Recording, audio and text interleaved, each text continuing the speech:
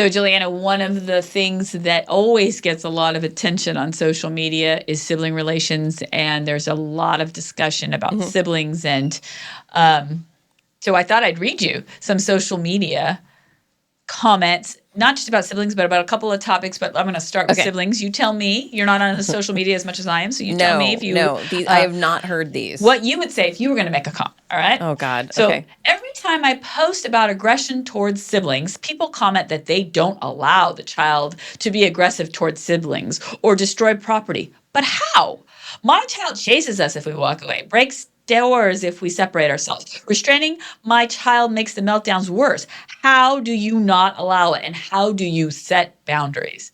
And this is a good question because, people will, in a fit of desperation, say, I don't know what to do with this kid. What do you do? What do you do? And a lot of the comments are really not quite helpful, right? Right. And, I don't allow it. Well, that doesn't really answer the question. No. So I don't allow it. I mean, I don't think anyone's allowing their kid to beat up their other kid. Yeah. Or, what I guess what she's asking is, what do you do?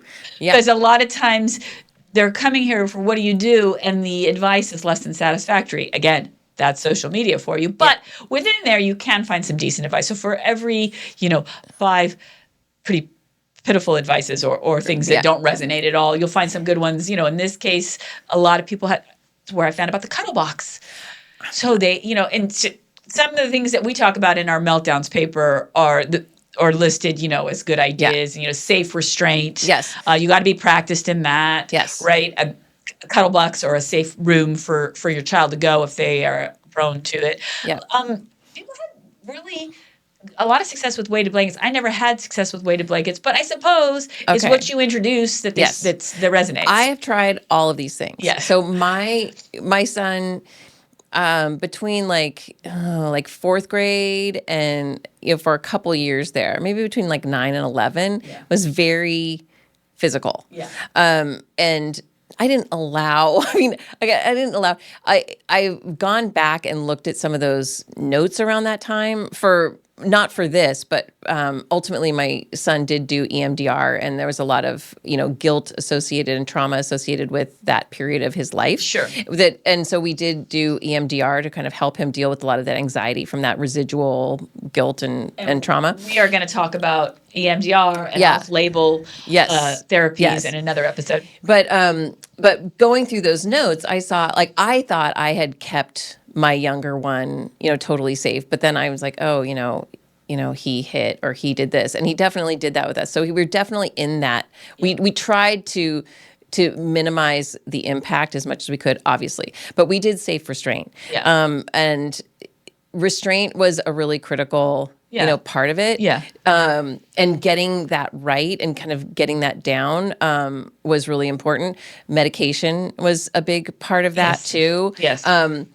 During that time period, he wanted to paint his room pink because he loved the color pink. And I even thought, I'm like, secretly, I'm like, oh, that's great because, there's the whole thing about Siamese fighting fish and how it calms, it's like pink calms them. Yeah. And I'm like, oh, maybe that will, if he's having a big meltdown in his room, it'll soothe him. I mean, that didn't work. Because apparently children are not Siamese fighting fish. Right.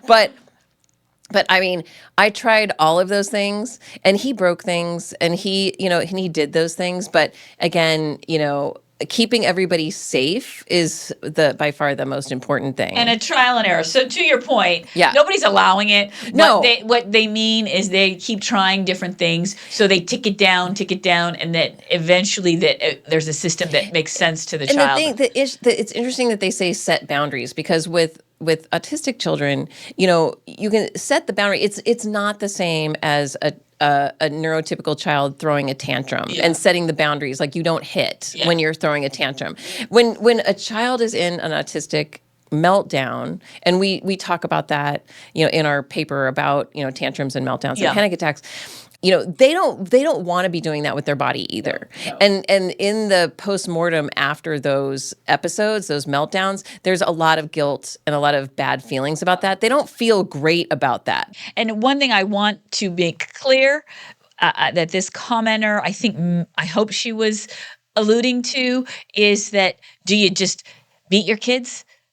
Because that does come up a lot, that if you were stricter, that if you, like, yeah. by not allowing it, what are you trying to say? Are you trying to say that I should be hitting my kid?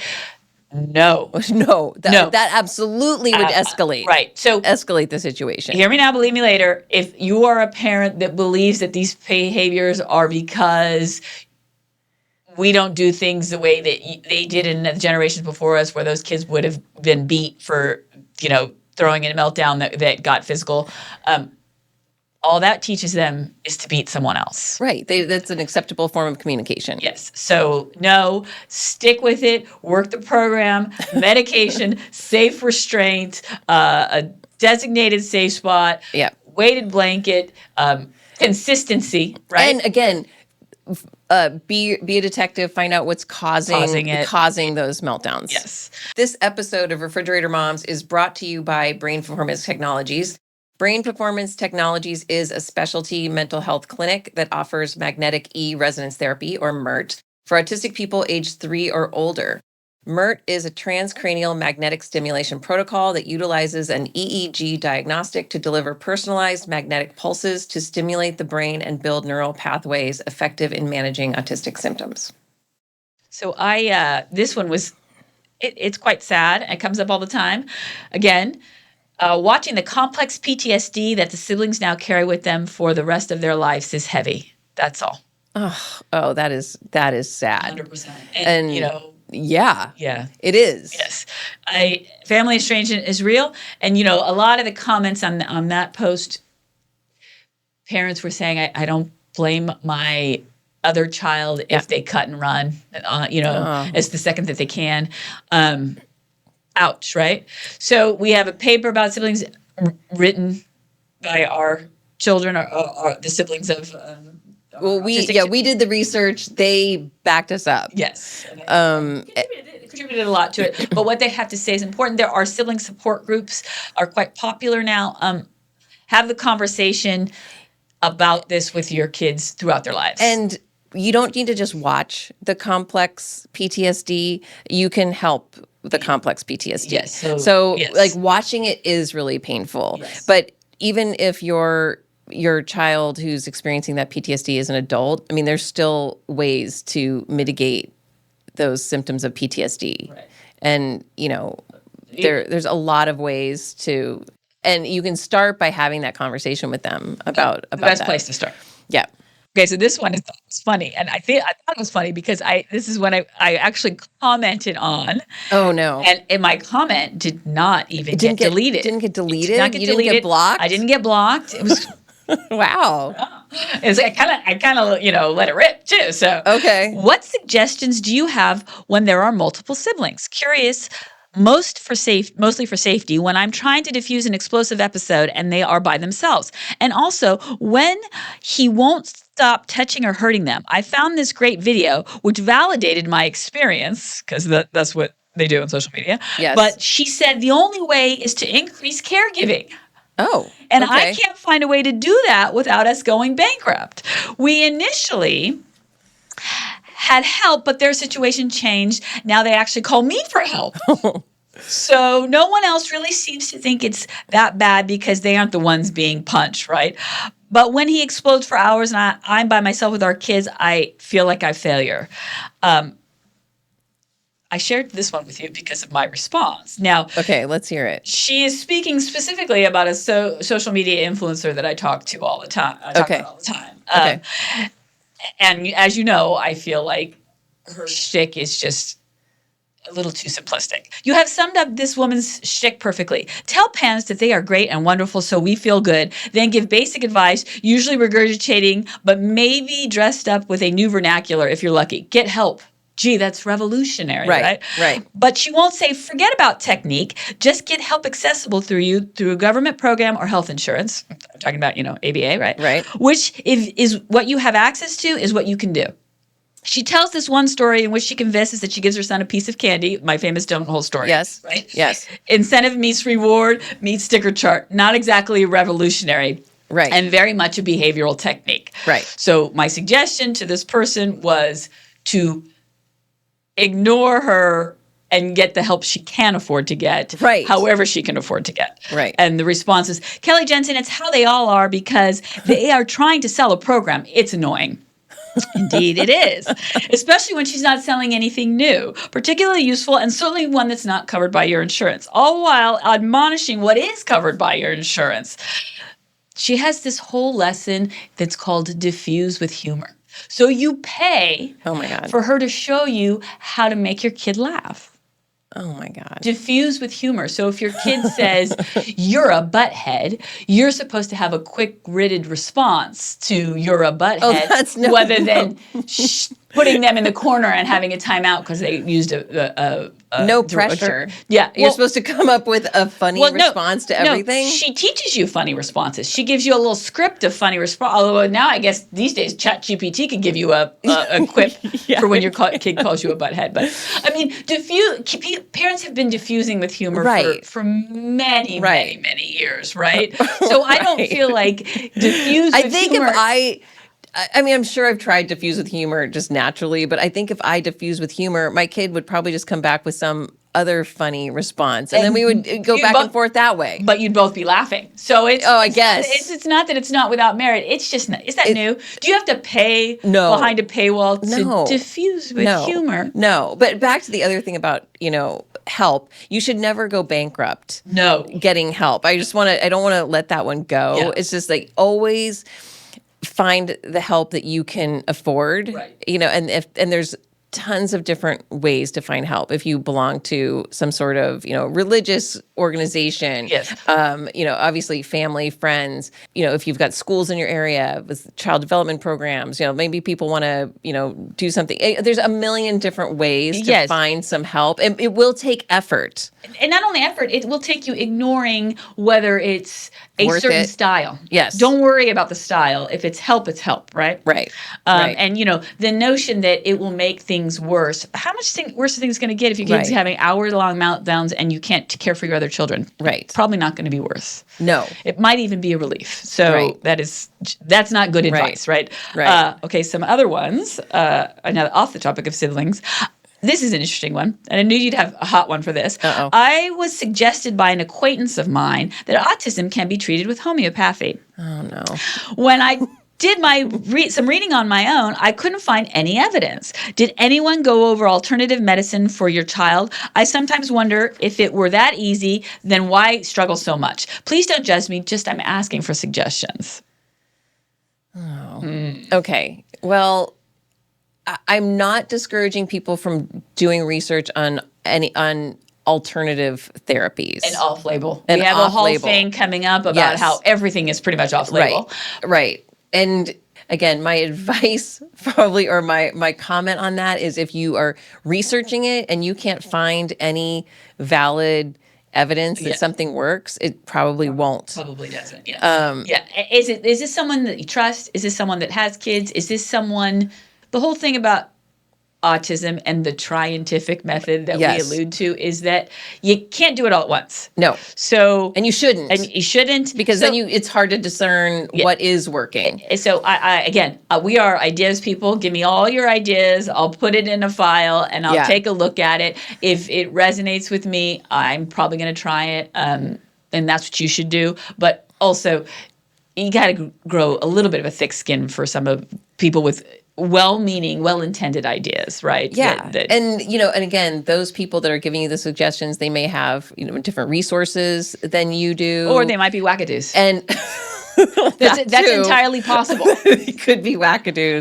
I mean, their kids' symptoms could be different, or they could be wackadoos. But do your research. And again, your instinct is good. You were on there like doing your research, and you didn't find any evidence. Yes. That should end the search. Yes. This one I thought was really funny. Hey, anyone, I have a question.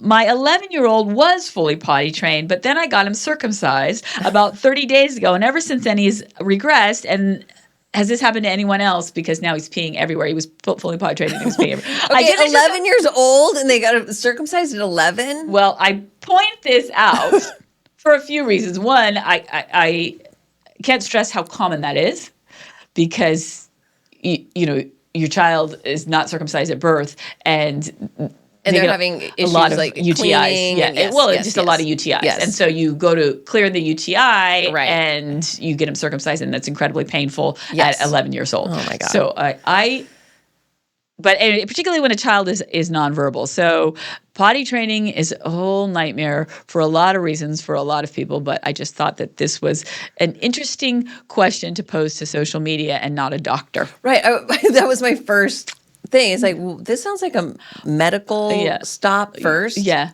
Well, and it does bring an interesting point of how little guidance your doctor is going to give you your autistic child, right? So you are just, poor woman is trying to do the right thing. Obviously, 30 days ago. Right. Did she call the doctor? Follow up? Yeah. The doctor's like, oh, well, I don't know what's wrong with the kid. I mean, we often find ourselves in a silo with nowhere to turn. So so I'm putting it out there because it sounds a little bit weird, but it's a little bit more common than you might guess. Because what advice did she get? Some of the best advice is he's in a lot of pain, and he's going to be in a lot of pain for a while. He doesn't know what's going on. Yeah. So put a diaper on him, or put scat mats down, or whatever. And give it time, and pay attention to the way it's healing. Yeah. Maybe see a specialist. These things oddly come up a lot, particularly for nonverbal. Yeah, that makes sense. And it's unfortunate to have to do that. We recently started in-home ABA service for my son. He seems to be doing okay, and his tech seems like a wonderful person. I'm just struggling with what the expectations are and what I should be doing. Do I let them in the house? I feel like I just have a babysitter here. Any advice on how to navigate in-home ABA? My son receives 20 hours a week, 5 days, 5 hours per day. So that is quite a bit of ABA, right? Yeah. Are there any activities that should be helpful? Just basically, what is the etiquette of having a therapist in your home for that many hours? And I thought this was a good question because there is sort of that, like, what this new person in my house kind of a thing, and they don't really seem to be doing much. And we sort of touch on that a little bit in our ABA episode. But I would talk to the ABA therapist and say, "Hey, what are you doing?" Yeah. Oh yeah. I mean, there should be programming. Yeah. And there should be regular meetings. Yeah. Well, and also the etiquette of having them in your home. Do you offer them a snack? They should be taking regular breaks. That shouldn't be on you. Yeah, especially if they're there for that amount of time. I mean, I don't know if there's, an etiquette manual on this, but how else? I mean, I know I really appreciated them, and I certainly offered them, drinks, or, if they were there for a long time. I wouldn't feel like I needed to serve them a meal. But if I was, making cupcakes or making cookies or something, I mean, sure. Yeah. Well, I think Bo had a program that was about food. Yeah. We had an unfortunate period of throwing food. Yeah. Which God bless the therapist, they were quite helpful with. And so I think we had a time where they would be doing a meal together to help prevent that. Which was lovely. So in that instance, it sort of all went together with them eating together. Yeah. But yeah, it's a lot of it is read their notes. Yes. Ask questions, and don't worry if the progress seems slow. Again, it's not like necessarily linear, right? They're trying to connect with your kid, and find out what their currency is. And a lot of times it does look like play. If you are thinking it looks like play, I can't stress. It's a team effort. Yeah. Your ABA therapists are part of your team. Yeah. So you're on that team too. Yeah. So you should have all the information. Yeah. I mean, you kind of are the coach of the team. I mean, you're putting all the players together and doing all that. So you should be communicating with them and they with you about, like, what's the point of this? What are we targeting with this particular activity? Right. So you can be doing the same thing when they're gone. 100%. So this is a good question too. To follow up on that is, do people continue ABA through the summer? Do they take a break? I feel like we need a break. That's a good question. Sometimes we took a break, sometimes we didn't. I agree. Sometimes the summers are hard. So sometimes the summers are hard, and I'm like, oh, let me find something. Yeah. I think what we did was, rather than take a break during the summer, we took a break, I think, at the end of the school year, because he was just fried by the end of the school year, and I just didn't want to put any more on him. So we just kind of vegged out maybe from spring break on, and then we picked it back up in the summer, something like that. But to the larger point is, take some breaks, sure. Yeah. it's not a one size fits all Yeah. situation, because sometimes summers were when we were experimenting with medication. It was Yeah. the time they weren't in school. Yeah. So you could, wean them off stuff, try different things. Yeah. And that's not always a great time to be putting them in some new camp or Yeah. something like that. But often I would look for, it was a time where he did have time to go to like kind of week-long camps that were social skills based. Yeah. And, it's a lot of ABA. Yeah. So sometimes just look for different kinds of activities over agree. the summer. I But agree. again, sometimes your kid needs a break. But then also sometimes you need a break. So This was a good one. What are you doing for the 4th of July, or really any holiday, with kids who can't do crowds, they can't do loud noises, they can't be around your family? Everybody's okay, having. my suggestion was Don't go. Don't go. Don't have a cookout. But, that's a little depressing, or it's not fun for siblings. And, Yes. that's kind of one of those divide and conquers, unfortunately, right? I certainly wouldn't. If they had sensory issues, you wouldn't want to put them in a situation that would cause them that much distress. Yeah. Until they were at a point where, maybe you were, testing the boundaries a little bit, or Yeah. maybe you go for a short period of time, or, Yeah. maybe, you reduce the number of families you're meeting, Yeah. or only celebrate with families that really get it. Yeah. There's ways if you want to kind of do it all. Yeah. Or maybe you try it and you just stay for a few minutes. Well, sometimes what people are asking for all this is, can I get away with it? Yeah. I really not want to go. going? Yeah, no, I really want to go. I really want to do And just, it. if he hates it, it's, Power through the meltdown. Say Right. I tried. I mean, you can. But it's probably going to be a meltdown, right? Yeah. But, I mean, don't be surprised. Yes. If you go and it's not the fun experience That you had intended, and you feel sorry for yourself, and you had a pity you got to party. get on the acceptance train. Yes. Speed to acceptance. Speed to acceptance. Yes. Like, jump on that acceptance train. But you might not be there. You know what you might do is you might hide a huge bowl of ice cream Sure. for yourself somewhere. And I love a good ice cream pity party after a bad day. Sure. Yeah. Call a friend. All right. That is my social media what would we do version. Oh, man. Glad I'm not on it. Thank you for listening to this episode of The Refrigerator Moms. We have a free download that includes a full list of practical to-dos we shared in this episode on our website. Our refrigerator paper, our version of the white paper, includes additional what would we do's and background information on everything we talked about today. Find it on our website, refrigeratormoms.com, where you can also sign up for our newsletter. We'd also love to hear your questions. Send them in along with future podcast topics by connecting with us on your favorite social media. Thanks for listening. Please note that the information provided in this podcast is for informational purposes only, and it is not intended to be a substitute for professional medical advice, diagnosis, or treatment. Always seek the advice of your physician or other qualified healthcare provider with any questions you may have regarding a medical condition. Never disregard professional medical advice or delay in seeking it because of something you have heard on this podcast. The opinions and views expressed in this podcast are solely those of the hosts and guests. Any recommendations or suggestions made are based on personal experiences and beliefs and should not be taken as definitive advice. It's important to consult with appropriate professionals for personalized guidance. A full list of citations and sources for this episode can be found in our refrigerator paper available on our website.